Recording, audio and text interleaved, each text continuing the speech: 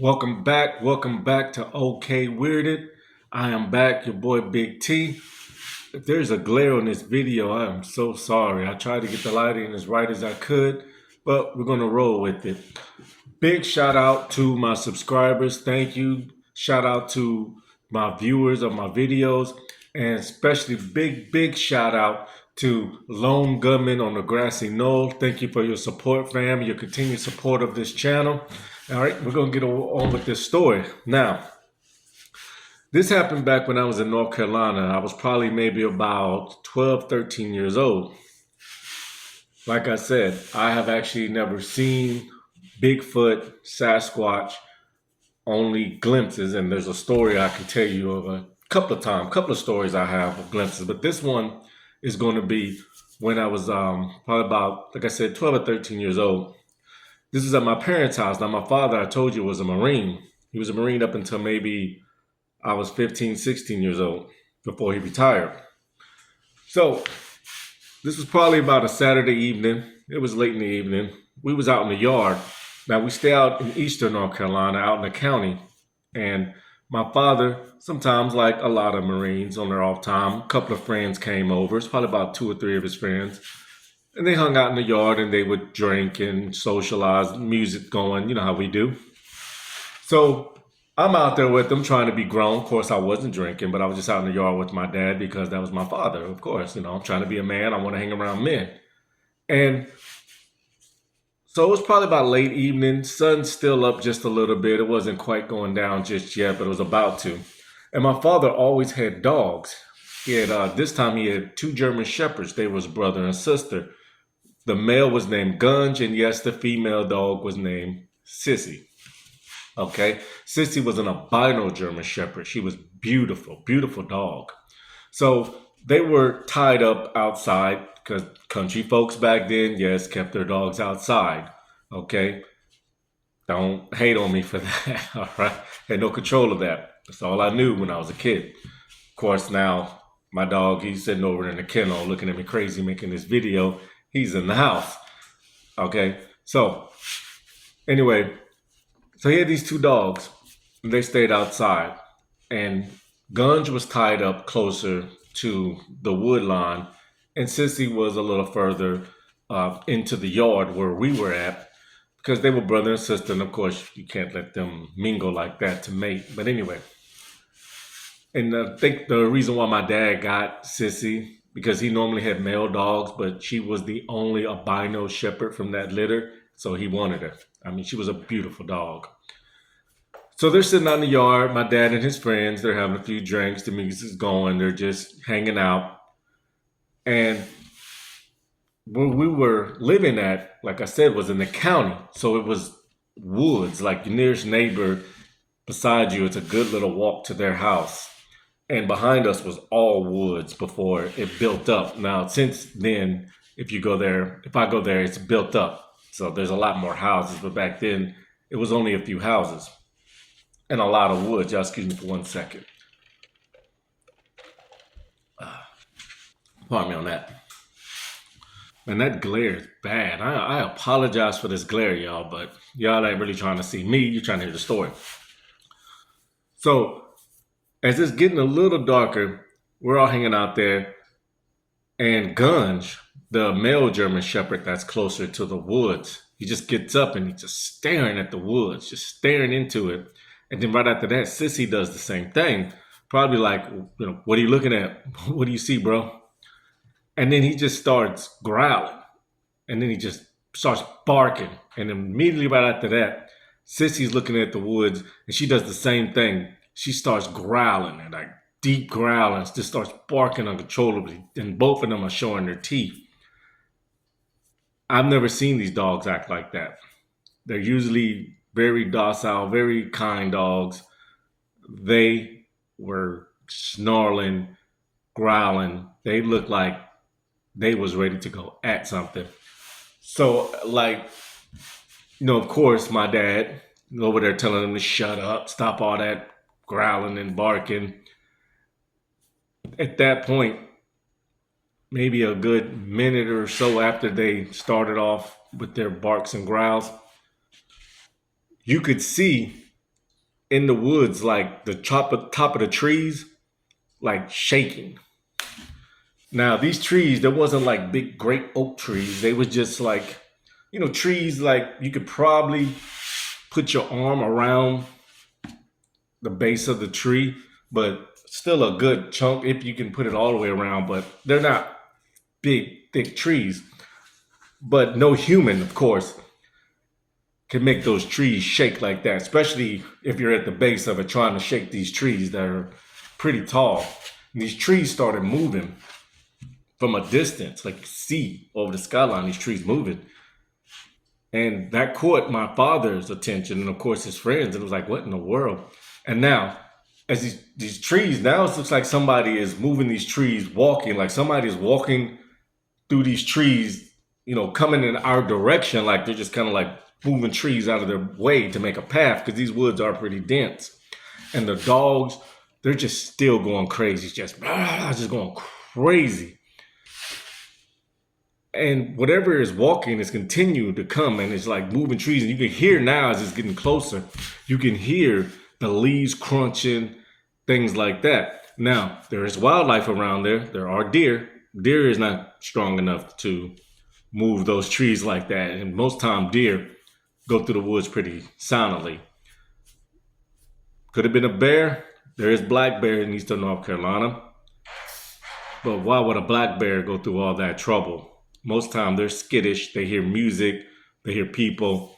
They're not going to show their face. There's no grizzly bear, as far as I know. There's nothing that's going to come through the woods like that. Whatever it was moving through those woods coming at us. So my father immediately, he goes, my father is a keeper of multiple home self-defense tools, but at that time, he didn't have them with him. He's in his own yard with his friends. So he tells me, hey, run over there and let the dogs loose. That's all he could think of. I'm serious. He said, run over there and let the dogs loose. So I ran over, and the closest one to me was Sissy, the albino German Shepherd. Like I said, Gunge is closer to the woods where this thing is coming, at us. So I ran over, and Sissy's just snoring and growling. I'm having to calm her down because even though I knew she wouldn't have bit me, it was still kind of scary to go near a dog that's showing teeth, snarling, everything, even though it was directed towards the woods. I finally get her calmed down enough to undo her latch for her restraint. And man, as soon as I unlatched it, she took off. Boom!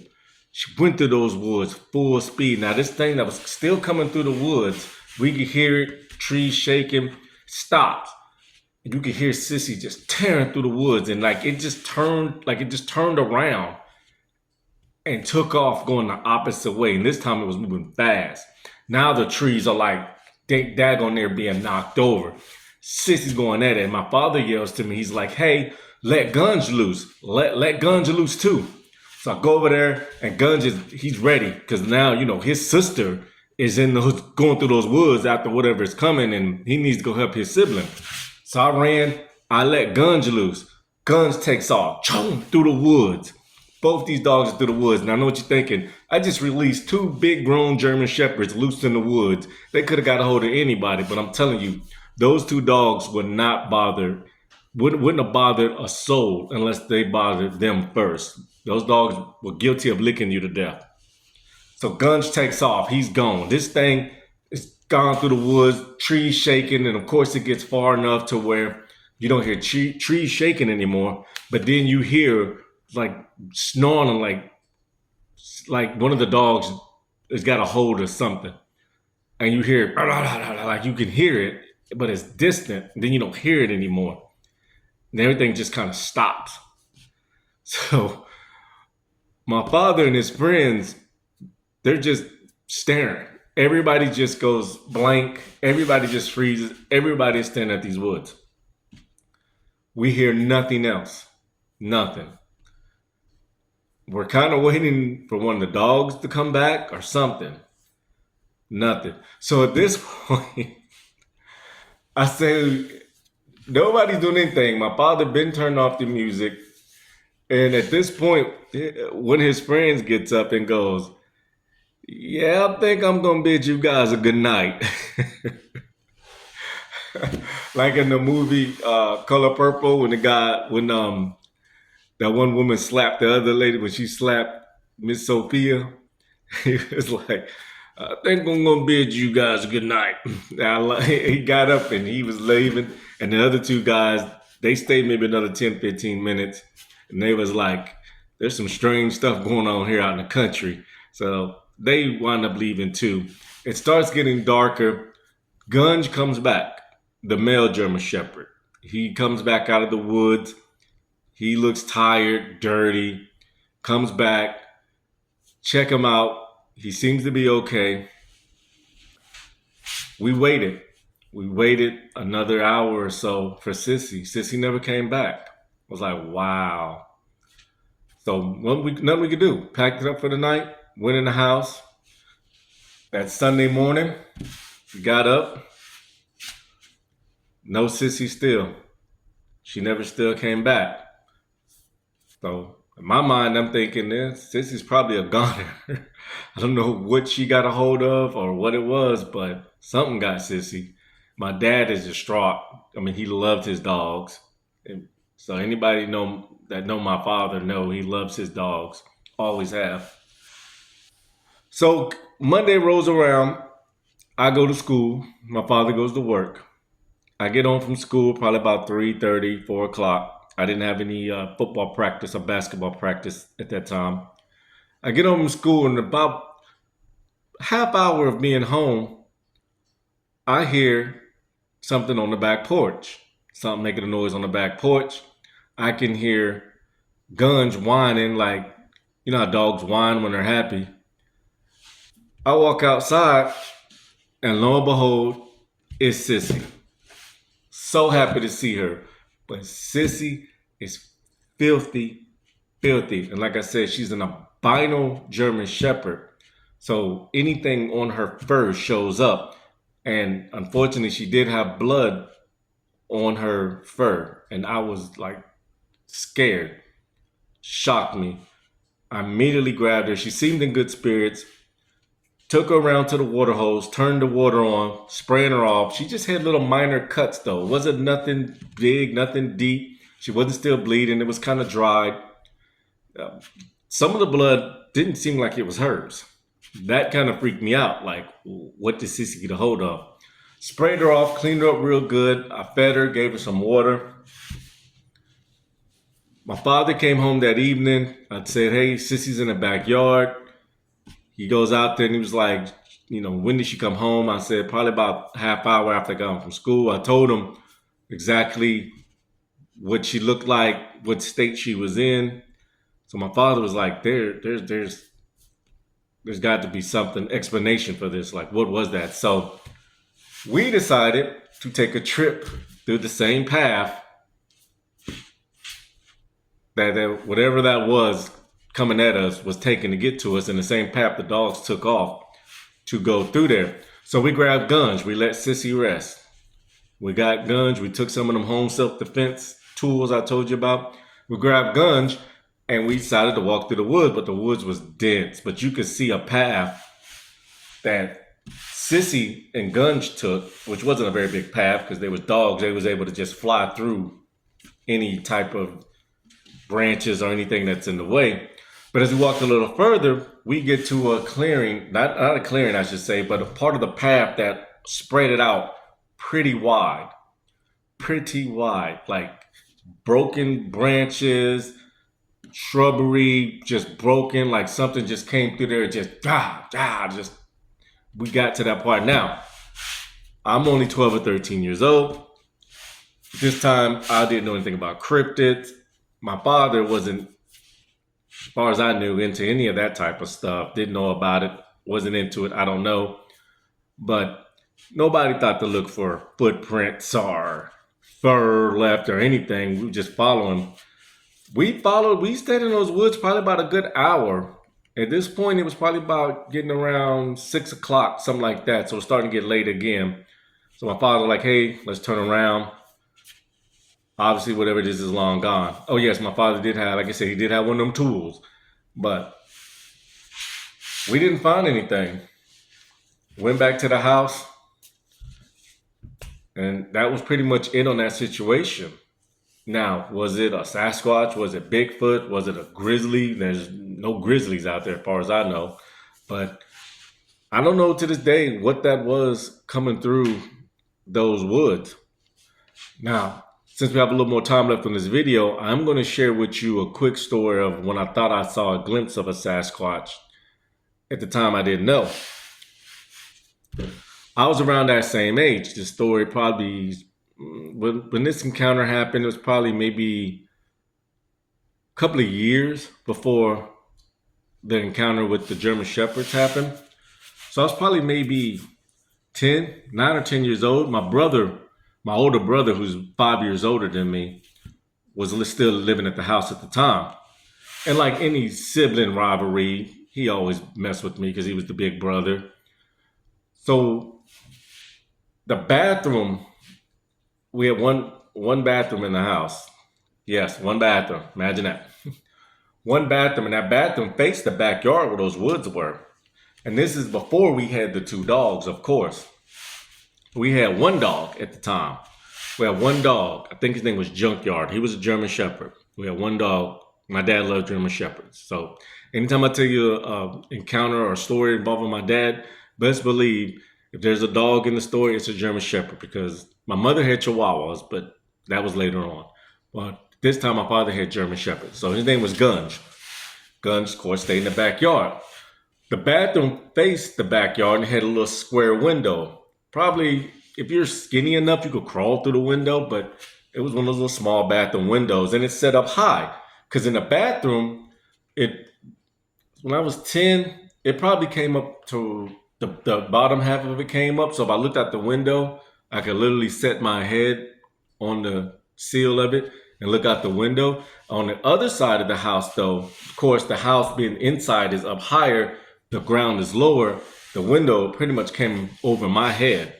I remember as a kid, you just have to grab that part and jump up there and bother my brother if I knew he was in the bathroom and knock on it and all that. We used to do that a lot.